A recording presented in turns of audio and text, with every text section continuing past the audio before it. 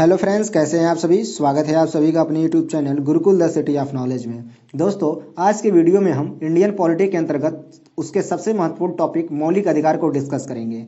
दोस्तों, आज की वीडियो में हम जानेंगे कि मौलिक अधिकार क्या है, मौलिक अधिकार के कितने प्रकार हैं, उसकी विशेषताएं क्या हैं एवं उससे जुड़े संविधान में क्या प्रावधान किए गए हैं। तो आइए वीडियो को स्टार्ट करते हैं। और वीडियो को स्टार्ट करने से पहले यदि आप हमारे चैनल पर नए हैं तो चैनल को जरूर सब्सक्राइब कर दीजिएगा। साथ ही आप चाहें तो इसका पीडीएफ भी डाउनलोड कर सकते हैं, लिंक मैं वीडियो के अंत में डिस्क्रिप्शन बॉक्स में डाल दूंगा। तो आइए वीडियो को शुरू करते हैं। देखिए, भारतीय संविधान में आप देखेंगे तो जो मौलिक अधिकारों का प्रावधान किया गया है वो भाग 3 में और अनुच्छेद 12 से 35 के बीच में किया गया है। ये भी कई बार कई परीक्षा में पूछा गया है कि मौलिक अधिकारों का प्रावधान भारतीय संविधान में के किस भाग में किया गया है। तो याद रखिएगा, भारतीय संविधान के भाग 3 में किया गया है। इसीलिए जो भारतीय संविधान का भाग 3 है उसे भारत का मैग्ना कार्टा कहा जाता है। देखिए, मैग्ना कार्टा का अर्थ क्या होता है। तो देखिए, जो मैग्ना कार्टा शब्द है यह ब्रिटेन से आई हुई एक अवधारणा है। देखिए, वहाँ प्रारंभ में जब वहाँ पर राजशाही था तो वहाँ के राजशाहियों द्वारा मजदूरों को कुछ अधिकार दिए गए थे। उन्हीं अधिकारों को मैग्ना कार्टा का नाम दिया गया। और वर्तमान में आप अगर देखेंगे कहीं भी अगर अधिकारों से संबंधित कोई भी बात आती है तो उसे मैग्ना कार्टा शब्द से जोड़ दिया जाता है। तो ये भी याद रखिएगा कि जो भारतीय संविधान का भाग 3 है उसे भारत का मैग्ना कार्टा कहा जाता है, क्योंकि इसी में अनुच्छेद 12 से 35 के बीच मौलिक अधिकारों का प्रावधान किया गया है। इसके अलावा जो भारत में मौलिक अधिकारों का प्रावधान लिया गया वो किस देश से लिया गया है, तो अमेरिका के संविधान से लिया गया है। ये भी कई बार क्वेश्चन पूछा गया है कि जो भारतीय संविधान है उसमें मौलिक अधिकारों का जो प्रावधान है वो किस देश के संविधान से लिया गया है, तो अमेरिका के संविधान से लिया गया है। देखिए, हम मौलिक अधिकार को समझने से पहले अधिकार शब्द के अर्थ को समझ लेते हैं कि अधिकार का मतलब क्या होता है। तो अधिकार ऐसी परिस्थितियां हैं जो व्यक्ति के व्यक्तिगत तथा व्यक्तित्व के विकास हेतु अवसर उपलब्ध कराते हैं, अधिकार कहलाते हैं। देखिए, व्यक्तिगत तथा व्यक्तित्व के विकास, देखिए कुछ परिस्थितियां ऐसी होती हैं अगर वे व्यक्ति को ना मिले तो उसका विकास संभव नहीं है, अर्थात उसके सर्वांगीण विकास के लिए वे परिस्थितियां बहुत आवश्यक होती हैं। तो इन्हीं परिस्थितियों को अधिकार कहा जाता है। देखिए, इसी जब इनको अधिकार कहा जाता है। और मौलिक अधिकार क्या होते हैं, तो वे अधिकार जो व्यक्ति के जीवन के लिए मौलिक तथा अनिवार्य होने के कारण संविधान द्वारा नागरिकों को प्रदान किए जाते हैं और जिन अधिकारों में राज्य भी हस्तक्षेप नहीं कर सकता है, मौलिक अधिकार कहे जाते हैं। देखिए, यहाँ पर कीवर्ड क्या है, मौलिक तथा अनिवार्य होते हैं। अर्थात यह जो अधिकार होते हैं वे व्यक्ति के लिए बहुत जरूरी होते हैं और ये मूलभूत अधिकार होते हैं जिनके अभाव में उसके जो कह सकते हैं कि उसका सर्वांगीण विकास संभव नहीं हो पाता है। तो ऐसे अधिकारों को मूल अधिकार कहा जाता है। ये अधिकार जो होते हैं वे संविधान द्वारा नागरिकों को प्रदान किए जाते हैं। इसके अलावा इन अधिकारों में जो राज्य भी है वह हस्तक्षेप नहीं कर सकता, यानी इन अधिकारों का उल्लंघन राज्य के द्वारा भी नहीं किया जा सकता है। यदि राज्य इनका उल्लंघन करता है तो नागरिक चाहे तो न्यायालय की शरण ले सकते हैं। तो दोस्तों, हमने मौलिक अधिकारों को अर्थ को समझ लिया। अब हम बात करते हैं कि मौलिक अधिकारों की विशेषता क्या है। भारतीय संविधान में देखेंगे तो संविधान द्वारा संरक्षित हैं। पहली बात है कि जो मौलिक अधिकार हैं ये संविधान द्वारा संरक्षित हैं। संविधान द्वारा संरक्षित का मतलब क्या है कि देखिए, भारतीय संविधान में जो सुप्रीम कोर्ट है उसको संविधान का रक्षक बनाया गया है, यानी संविधान की रक्षा करने का जो जिम्मेदारी दी गई है वह सुप्रीम कोर्ट को दी गई है। तो अगर संविधान द्वारा संरक्षित यानी जो किसी नागरिक के मौलिक अधिकारों का हनन होता है तो वह न्यायालय की शरण में ले सकता है, मतलब न्यायालय की शरण ले सकता है और जो न्यायालय होगा उसकी मौलिक अधिकारों की रक्षा करेगा। तो इसीलिए इसे संविधान द्वारा संरक्षण प्रदान किया गया है, यानी किसी भी नागरिक के यदि मौलिक अधिकारों का हनन होता है तो जो न्यायालय है उसकी रक्षा करेगा। अगला इसमें है, अगली विशेषता है कि अधिकारों का निलंबन। देखिए, भारतीय संविधान में मौलिक अधिकारों का निलंबन भी किया जा सकता है, यानी जब आपातकाल की परिस्थितियां होती हैं तो उस टाइम जो क्या कहते हैं नागरिक के मौलिक अधिकार होते हैं उनकी समाप्ति भी की जा सकती है। कुछ विशेष अधिकारों को छोड़कर जो अन्य अधिकार होते हैं उनको समाप्त कर दिया जाता है। जैसे अनुच्छेद 21 को छोड़ के अनुच्छेद है उनको राष्ट्रपति चाहे तो आपातकाल के समय उनको समाप्त कर सकता है। तो दूसरी विशेषता इसकी ये हो गई। और तीसरी विशेषता ये है कि ये अस्थायी नहीं है। देखिए, संसद इनमें कटौती या कमी कर सकती है लेकिन संशोधन अधिनियम के तहत, ना कि साधारण विधेयक द्वारा। देखिए, इन अस्थायी नहीं है। इनमें पहले तो इसमें प्रावधान किया गया था कि जो मौलिक अधिकार हैं उनमें संशोधन नहीं किया जा सकता, लेकिन बाद में सुप्रीम कोर्ट ने अपने फैसले को चेंज किया और कहा कि मौलिक अधिकार में संशोधन किया जा सकता है लेकिन उसकी मूलभूत ढांचा को परिवर्तित नहीं किया जा सकता है। तो वर्तमान में मौलिक अधिकार जो है उनमें संशोधन किया जा सकता है। इनमें संसद चाहे तो कटौती या कमी कर सकती है लेकिन साधारण विधेयक द्वारा नहीं। इसके लिए एक विशेष प्रक्रिया का अनुसरण करना पड़ेगा, जिससे मतलब विशेष बहुमत के द्वारा ऐसे प्रस्ताव को पारित करना पड़ेगा। तो ये भी याद रखिएगा कि ये जो अधिकार है अस्थायी नहीं है। देखिए हमें मतलब जो भी मौलिक अधिकार प्रदान किए गए हैं उन पे कुछ ना कुछ प्रतिबंध लगा हुआ है, तो इसीलिए अस्थायी नहीं है, इनमें समय और परिस्थितियों के अनुसार परिवर्तन किया जा सकता है। और अगली इसकी विशेषता है कि ये न्यायोचित है। न्यायोचित का मतलब क्या है कि न्याय के योग्य है। यदि इनका कोई भी या राज्य हो सकता या किसी व्यक्ति द्वारा उल्लंघन किया जाता है तो जो नागरिक है वह न्यायालय के शरण में जा सकता है, यानी वह अनुच्छेद 32 के तहत सुप्रीम कोर्ट में जा सकता है, अनुच्छेद 226 के तहत वह हाई कोर्ट में जा सकता है और अपनी बातों को वहां पर रख सकता है। तो इसमें कहा गया है कि मौलिक अधिकारों के उल्लंघन के मामले में कोई भी पीड़ित व्यक्ति यानी जिसका मौलिक अधिकारों का उल्लंघन हुआ है वह सीधे सर्वोच्च न्यायालय की शरण में जा सकता है। तो ये भी याद रखिएगा, और जो न्यायालय है उसमें उसको सही न्याय प्रदान करेगा। और अगली इसकी जो विशेषता है, तो देखिए जो मौलिक अधिकार भारतीय संविधान में शामिल किए गए हैं उनकी एक और विशेषता है कि ये नागरिकों के लिए उपलब्ध है। इसके साथ साथ कुछ अधिकार ऐसे भी हैं जो नागरिकों और विदेशी व्यक्तियों को भी दिया गया है। तो ये भी याद रखिएगा, भारतीय संविधान में दोनों प्रकार के मौलिक अधिकार सम्मिलित किए गए हैं, कुछ तो नागरिकों के लिए हैं, कुछ नागरिकों और विदेशी व्यक्तियों दोनों के लिए दिया गया है। तो ये इनकी विशेषता है। और बात करें कि इनसे रिलेटेड भारतीय संविधान में संवैधानिक उपबंध क्या किया गया है, तो देखिए प्रारंभ में देखेंगे आप तो 7 मौलिक अधिकार थे, और जिसको मूलतः संविधान में संपत्ति का जो अधिकार था अनुच्छेद 31 में था, ये भी शामिल था, और इसको 44वें संविधान संशोधन 1978 के द्वारा समाप्त कर दिया गया और इसको मौलिक अधिकारों की सूची से हटाकर एक विधि अधिकार बना दिया गया, अर्थात कानूनी अधिकार बना दिया गया। और उसको वर्तमान में देखेंगे तो भारतीय संविधान के अनुच्छेद 300A में रखा गया है। तो ये भी याद रखिएगा क्योंकि इसमें संशोधन किया गया है, तो भी एग्जाम में कई बार पूछा जाता है कि जो संपत्ति का अधिकार मौलिक अधिकारों की सूची से हटाया गया था उसे वर्तमान में किस अनुच्छेद में रखा गया है, तो अनुच्छेद 300A में रखा गया है उसको, ये भी याद रखिएगा। और इस प्रकार आप देखेंगे तो वर्तमान में जहां पहले 7 मौलिक अधिकार थे, आज वर्तमान में आप देखेंगे तो 6 मौलिक अधिकार हैं। तो दोस्तों आज हम उन मौलिक अधिकारों को बारी बारी से समझते हैं कि कौन सा मौलिक अधिकार किस संविधान के किस अनुच्छेद में दिया गया है और उनसे संबंधित प्रावधान क्या है। तो देखिए भारतीय संविधान में वर्णित जो मूल अधिकार हैं वह कुल 6 हैं।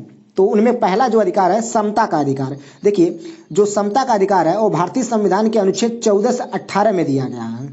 इसके अलावा स्वतंत्रता का जो अधिकार है वो भारतीय संविधान के अनुच्छेद 19 से 22 के बीच में दिया गया है। और आप देखेंगे शोषण के विरुद्ध जो अधिकार है वह 23 से 24 के बीच दिया गया है।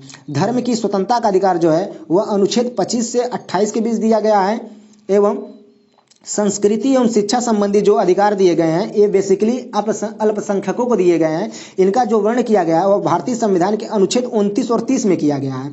इसके अलावा आप देखेंगे तो जो संवैधानिक उपचारों का अधिकार है वह अनुच्छेद 32 में दिया गया है। आप देखेंगे यहाँ पर 31 समाप्त हो गया है। अनुच्छेद 31 में क्या, तो मैंने भी बताया कि जो अनुच्छेद 31 में जो था वह संपत्ति का अधिकार था, तो उसको समाप्त करके 300A में रखा गया, उसको एक कानूनी अधिकार बना दिया गया है। देखिए यहाँ पर जो मौलिक अधिकार और कानूनी अधिकारों में अंतर क्या है, तो जो मौलिक अधिकार है इनको संविधान के द्वारा संरक्षण प्रदान किया गया है, लेकिन जो कानूनी अधिकार है इनको संविधान के द्वारा संरक्षण प्रदान नहीं किया गया है। तो यही इनमें अंतर है। देखिए अगर किसी व्यक्ति के मौलिक अधिकारों का उल्लंघन होता है तो जो न्यायालय है उसके संबंध में रिट जारी कर सकता है, लेकिन जो कानूनी अधिकार होते हैं उनके संबंध में जो न्यायालय है वह रिट जारी करने का अधिकार नहीं रखता है।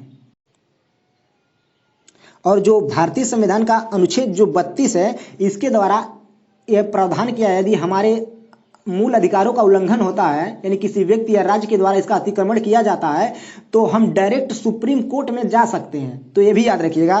तो आइए इन अधिकारों को हम थोड़ा डीपली देखते हैं, क्योंकि इनसे जब परीक्षा में क्वेश्चन पूछा जाता है तो इनके अंदर से क्वेश्चन पूछा जाता है, इसीलिए इनके अंदर की जो बातें उनको भी हमें जानना बहुत जरूरी है। तो इसको आप एक बार बढ़िया से याद कर लीजिएगा। देखिए कैसे कि पहले इसमें कीवर्ड पकड़िएगा। देखिए पहले में जो है समता है, दूसरे में स्वतंत्रता है, फिर शोषण के विरुद्ध है, फिर धर्म है, फिर संस्कृति है, और जो 6वां अधिकार है संवैधानिक उपचारों का अधिकार है।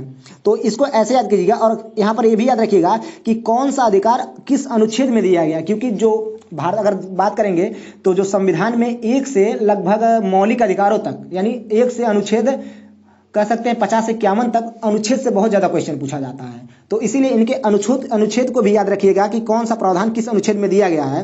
तो आइए इनको हम बारी बारी से डिस्कस करते हैं कि समता के अधिकार के अंतर्गत कौन कौन से अधिकार दिए गए हैं, स्वतंत्रता के अधिकार के अंतर्गत कौन कौन से अधिकार दिए गए हैं। तो देखिए इसमें आप वर्तमान में एक बात और याद रखिएगा कि जो भारतीय संविधान है उसमें जो मूल अधिकार दिए गए उनका जो प्रारूप तैयार किया था वो पंडित जवाहरलाल नेहरू ने तैयार किया था।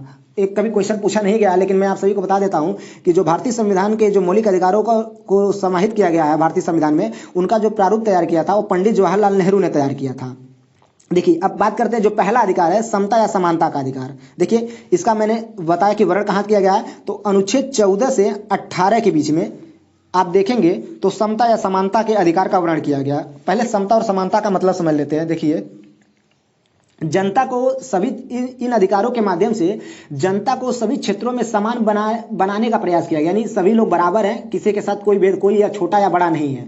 तो इन अधिकारों के माध्यम से समानता को स्थापित करने का प्रयास किया गया है। तो इनमें देखेंगे कौन सा अधिकार क्या क्या है। तो देखिए इनका जो प्रावधान है वो भारतीय संविधान के अनुच्छेद 14 से 18 के बीच में, यानी 14, 15, 16, 17 और 18 है। तो इनको हम बारी बारी से डिस्कस करते हैं। देखिए जो अनुच्छेद 14 है वह विधि के समझ समानता के अधिकार दिया गया अनुच्छेद 14 के तहत। यानी देखिए इसमें कहा गया है कि जो पहले तो याद है कि जो समानता का अधिकार इसको 5 भागों में विभाजित किया गया। तो 5 भाग कौन कौन से मैं आप सभी को बताता हूं। देखिए पहला जो है अनुच्छेद 14, उसमें कहा गया है कि प्रत्येक व्यक्ति जो है वह न्याय या कानून की दृष्टि से समान है, सभी को न्याय का समान संरक्षण प्राप्त होगा। देखिए यानी जो राज्य है वह सभी व्यक्तियों के साथ समान व्यवहार करेगा, ये याद रखिएगा। और देखिए इसमें पहले जो कहा गया है अनुच्छेद 14 में कहा गया है कि जो राज्य है वो मतलब राज्य में कानून की दृष्टि से प्रत्येक व्यक्ति जो होगा वह समान, विधि के समझ समानता की यहाँ पर बात की गई है। यानी विधि के सामने चाहे वो छोटा हो या बड़ा हो, कहने का मतलब है कि अगर राष्ट्रपति हो, कोई अधिकारी हो, कोई नॉर्मल व्यक्ति हो, तो सभी लोग बराबर हैं, यानी किसी के साथ भेदभाव नहीं किया जा सकता। यानी राज्य जो भी कानून बनाएगा उनको एक दूसरे पर समान रूप से लागू करेगा। इसके अलावा आप देखेंगे तो जो अगला अधिकार दिया गया है वह सामाजिक समानता का अधिकार है, वो अनुच्छेद 15 में दिया गया है। तो देखिए अनुच्छेद 15 जो है वह सामाजिक समानता के सिद्धांत पर आधारित है। इसमें कहा गया है कि जो राज्य है वह किसी के साथ धर्म, जाति, मूल वंश, लिंग, जन्म स्थान या किसी भी आधार पर किसी के भी साथ जीवन के किसी भी क्षेत्र में कोई भी भेदभाव नहीं करेगा। तो यहाँ पर जाति, धर्म और मूल वंश, लिंग, जन्म स्थान, इन आधारों पर समानता को स्थापित करने का प्रयास किया गया है। इसके अलावा भारतीय संविधान का जो अनुच्छेद 16 है उसको देखिए यहाँ पर एक बात और रखिएगा कि जो सामाजिक समानता का सिद्धांत है, यहाँ पर एक कहा गया है कि धर्म, जाति, मूल वंश, लिंग, जन्म स्थान, इन आधारों पर भेदभाव नहीं किया जा सकता। लेकिन यहाँ पर एक अपवाद है कि वर्तमान में आप सभी देखेंगे तो जो आरक्षण है उसमें भेदभाव किया जाता है। तो यहाँ पर राज्य को यह निर्देश दिया गया है कि वह नकारात्मक भेदभाव नहीं कर सकता, वह सकारात्मक भेदभाव कर सकता है। यानी किसी वर्ग की स्थिति बहुत कमजोर है तो उनमें कुछ वह कह सकते उनको कुछ विशेष छूट दे सकता है, यानी वहां पर वो भेदभाव कर सकता है। वो भेदभाव कैसा होना चाहिए, तो सकारात्मक होना चाहिए। इसी जैसे एसटी, एससी, ओबीसी, इन सभी को जो आरक्षण दिया गया है इसी प्रावधानों के अंतर्गत दिया गया है, यानी वो सकारात्मक भेदभाव यहाँ पर कर सकता है लेकिन नकारात्मक भेदभाव नहीं कर सकता है। इसके अलावा अनुच्छेद 16 में देखेंगे तो अवसर की समानता की बात की गई है। अवसर की समानता का मतलब क्या है कि जो राज्य है वह सरकारी नौकरियां, जो राज्य के अधीन जो सरकारी वैकेंसी आती है उनमें किसी भी आधार पर भेदभाव नहीं करेगा। यानी जैसे वही बात है कि ना तो जाति के आधार पर भेदभाव करेगा, ना ही धर्म के आधार पर भेदभाव करेगा, लेकिन वो क्राइटेरिया बना सकता है, यहाँ पर भी वो आरक्षण को लागू कर सकता है। तो यानी सभी जो व्यक्ति हैं उनको सरकारी नौकरियों में नौकरियां प्राप्त करने का समान अवसर प्रदान किया जाएगा। अगली इसमें जो व्यवस्था की गई है अनुच्छेद 17, इसके द्वारा अस्पृश्यता का अंत किया गया। देखिए एक क्वेश्चन एग्जाम में बहुत बार पूछा गया है। जो अनुच्छेद 17 है ये कि मतलब हर बार एग्जाम में पूछा जाता है कि जो अनुच्छेद 17 है वह किससे संबंधित है, तो इसको इंपॉर्टेंट कर लीजिए, हर बार पूछा जाता है। यह अस्पृश्यता के अंत से संबंधित है। यानी इसमें कहा गया है कि जो छुआछूत है उसको एक दंडनीय अपराध घोषित किया गया। यानी अगर कोई भी व्यक्ति अस्पृश्यता यानी ऐसे कामों में लिप्त पाया जाता है तो वह अपराधी होगा। यानी छुआछूत को भारतीय समाज से समाप्त करने का प्रयास किया गया है इस अनुच्छेद के माध्यम से। इसमें अगला प्रावधान क्या है, तो अनुच्छेद 18 में देखिए क्या कहा गया है, तो इसके द्वारा उपाधियों का अंत किया गया है। देखिए इसमें कहा गया है कि सेना या शिक्षा से के अलावा भारत का कोई भी नागरिक जो है वह अन्य उपाधि धारण नहीं, यानी जो राज्य है वह सेना और विद्या के अलावा कोई अन्य उपाधि प्रदान नहीं करेगा। देखिए जो भारत सरकार है इसमें का अब जो न कोई व्यक्ति है वो विदेशों से भी कोई उपाधि धारण नहीं कर सकता। अगर उपाधि धारण करना है तो उसको इससे पहले जो राष्ट्रपति है उनसे पूर्व अनुमति लेनी पड़ेगी, यानी वह राष्ट्रपति की आज्ञा से ही विदेशों से भी उपाधि ग्रहण कर सकता है। और देखिए एक बात और यहाँ पर याद रखिएगा कि जो वर्तमान में आप देखेंगे तो जो भारत रत्न है, पद्म भूषण है, पद्म विभूषण है या पद्म श्री है, ये जो पुरस्कार दिए जाते हैं वो भारतीय संविधान के अनुच्छेद 18 के तहत ही दिए जाते हैं। क्योंकि ये भी क्वेश्चन पूछा जाता है कि जो वर्तमान में उपाधि दी जाती है वो किस संविधान के मतलब किसके तहत दी जाती है, तो वह इसी अनुच्छेद के तहत दी जाती है। इसके अलावा सेना द्वारा जो कह सकते उपाधि दी जाए, जैसे परमवीर चक्र हो गया, महावीर चक्र हो गया, ये सब जो होते हैं वे अनुच्छेद 18 के द्वारा ही प्रदान किए जाते हैं। तो ये भी याद रखिएगा। तो आपने इसमें पढ़ा कि पहला देखिए इसमें कीवर्ड क्या है, आप कैसे आप इसको याद करेंगे। तो पहला है कि विधि के समझ समानता की बात कर रहा है, दूसरा सामाजिक समानता के बारे में बात कर रहा है। सामाजिक समानता में देखेंगे तो धर्म, जाति, लिंग आदि के आधार पर भेदभाव नहीं किया जा सकता। इसके अलावा अवसर की समानता, देखिए इसमें अवसर की समानता है। इसके अगला देखेंगे तो अस्पृश्यता यानी छुआछूत का अंत किया गया है। और अगला इसमें है कि उपाधियों का अंत किया गया है। तो दोस्तों यह था समानता का अधिकार। इसमें कुल कितने हैं, तो 5 प्रावधान किए गए हैं। अब अगला जो इसमें दिया गया है, अब अगला अधिकार क्या है, तो स्वतंत्रता का अधिकार। देखिए इसका वर्णन आप देखेंगे तो संविधान के अनुच्छेद 19 से 22 के बीच में किया गया है। तो स्वतंत्रता का जो अधिकार है वो भारतीय संविधान के अनुच्छेद 19 से 22 के बीच में किया गया है। देखिए आप प्रारंभ में देखेंगे तो अनुच्छेद 19 के तहत मूल संविधान में 7 तरह के स्वतंत्रता का उल्लेख किया गया था, लेकिन वर्तमान में आप अभी इस टाइम केवल 6 हैं। देखिए जो 7वां था कह सकते हैं, उसमें जो संपत्ति का अधिकार था 19F में रखा गया था, उसको 44वें संविधान संशोधन 1978 के द्वारा समाप्त कर दिया गया। और उसको समाप्त करके मैंने अभी जस्ट आप सभी को बताया कि कानूनी अधिकार घोषित कर दिया गया। तो इस प्रकार आप देखेंगे तो वर्तमान में जो अनुच्छेद 19 है उसके तहत नागरिकों को 6 तरह के स्वतंत्रता प्रदान की गई है। हम उनको देखते हैं। तो पहला जो प्रदान किया गया है वह है अनुच्छेद ए। इसमें देखेंगे 6। तो जो पहला अनुच्छेद 19A में अभिव्यक्ति की स्वतंत्रता की बात की गई है, ये भी याद रखिएगा। अनुच्छेद पहले देखिए, अनुच्छेद जो बी है इसका 19B, उसमें शांतिपूर्वक बिना हथियारों के एकत्रित होने और सभा करने की स्वतंत्रता दी गई है। यानी भारत का कोई भी नागरिक बिना हथियारों के कहीं भी इकट्ठा हो सकता है और वहाँ पर अपनी सभा का मतलब संचालन कर सकता है या सभा कर सकता है। इसके अलावा जो सी है उसमें संघ या संस्था बनाने की स्वतंत्रता दी गई है। अनुच्छेद जो डी है उसमें देश के किसी क्षेत्र में आवागमन की स्वतंत्रता, यानी भारत के जो सभी नागरिक हैं उनको देश के किसी भी हिस्से में आवागमन की स्वतंत्रता प्रदान की गई है। अनुच्छेद ई में देखेंगे तो देखिए यहाँ पर देश के किसी भी क्षेत्र में निवास करने और बसने की स्वतंत्रता यहाँ पर दी गई है। अनुच्छेद 19G में देखेंगे तो कोई भी व्यवसाय, नौकरी, उद्योग करने की स्वतंत्रता। अनुच्छेद 19G के देखिए यहाँ पर F को समाप्त कर दिया गया, जो कि संपत्ति का अधिकार था उसको संविधान समाप्त करके कानूनी अधिकार बना दिया गया। तो इस प्रकार वर्तमान में आप देखेंगे तो नागरिकों को जो 6 स्वतंत्रताएं प्रदान की गई हैं, पहला उनमें है अभिव्यक्ति की स्वतंत्रता, दूसरा है सभा की स्वतंत्रता, सभा करने की स्वतंत्रता, तीसरा है संघ या संस्था बनाने की स्वतंत्रता, और इसमें चौथा जो है देश के किसी क्षेत्र में आवागमन की स्वतंत्रता और देश के किसी क्षेत्र में निवास करने और बसने की स्वतंत्रता, और अगला इसमें है कि कोई भी व्यवसाय, नौकरी, उद्योग यानी आजीविका चलाने की स्वतंत्रता दी गई है। और एक बात और यहाँ पर आप देखिए, जो अभिव्यक्ति की स्वतंत्रता अनुच्छेद 19A इसको बोलने की स्वतंत्रता कहा जाता है। इसी के तहत जो प्रेस की स्वतंत्रता है वो इसी के तहत दी गई है। जो यानी प्रेस जो बोलती है, जो लिखती है या जो समाचार पत्र, इनको जो स्वतंत्रता दी गई है इसी अनुच्छेद के तहत प्रदान की। इनको एक ट्रिक के माध्यम से हम याद कर सकते हैं। देखिए मान लीजिए कोई नागरिक है, तो अगर वह सरकार से कोई बात कहना चाहता है तो पहले वो बोलेगा, तो पहले जो उसकी बोलने की स्वतंत्रता बात की गई है। दूसरी बात, अगर सरकार उसकी बात को नहीं मानती है तो वह किसी भी जगह एक सभा कर सकता है, यानी सभा के माध्यम से अपनी बात को पहुंचाने का प्रयास करेगा। फिर भी सरकार उसकी बात को नहीं मानती है तो वह क्या कर सकता है कि ग्रुप बना सकता है, संघ या संस्था, यानी उसके बाद वो ग्रुप बनाएगा और ग्रुप के माध्यम से अपनी बातों को सरकार तक पहुंचाने का प्रयास करेगा। इसके अलावा अगर उसके बाद भी सरकार उसकी बातों को नहीं सुनती है तो क्या करेगा, देश के विभिन्न क्षेत्रों में आवागमन करेगा, यानी वहां पर जाकर अपनी बातों को प्रचार प्रसार करेगा और अपनी बातों को सरकार तक पहुंचाने का प्रयास करेगा। मान लीजिए वो गया किसी देश में, तो इसके अलावा उस क्षेत्र में मान लीजिए देश के किसी हिस्से में वो जाके निवास भी कर सकता है। इसके लिए उसको निवास करना पड़ेगा, वहां पर बसना पड़ेगा। तो अब इसके बाद भी अगर वो बात नहीं मानती है तो वहां पर जब वो बसेगा व्यक्ति तो उसको नौकरी भी चाहिए, व्यवसाय भी चाहिए, उद्योग भी चाहिए। तो इसको एक आप ट्रिक के माध्यम से याद कर सकते हैं, लेकिन मैं ट्रिक को उतना प्रीफर नहीं करता हूं। आप इसको क्रम वाइज याद कीजिए, क्योंकि इससे आपको होगा कि आप कभी भूलेंगे नहीं इसको। तो इसको याद रखिएगा। तो दोस्तों यह था आज का हमारा वीडियो। आज की वीडियो में बस इतना ही। इसके जो आगे का जो टॉपिक है उसको हम एक अलग वीडियो में डिस्कस करेंगे, क्योंकि एक वीडियो में सारी बातों को बताने से जो वीडियो होता है वो बहुत बड़ा हो जाता है।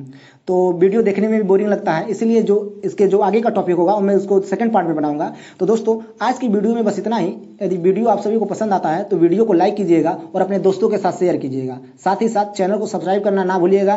तो आज की वीडियो में बस इतना ही, मिलते हैं अगले वीडियो में, तब तक के लिए धन्यवाद। जय हिंद दोस्तों।